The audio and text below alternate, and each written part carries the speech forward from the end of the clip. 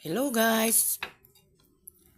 For today's video, luto na ang sweet corn guys. Unya, dara iyang tubig among gisod sa kalderin guys.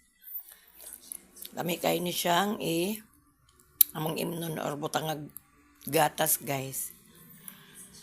Nakakuha na ko siya gipalabay ang tubig sa sweet corn kay lami kayo ni siya guys. Mga unta ninyo guys. Yummy kayo ang sweet corn. Ang yan tubig guys, dapat mas maayo di siya ilabay guys kay 'di ba? Kung naatay kidney guys, ang tubig sa mais guys, lami man na siya imnon.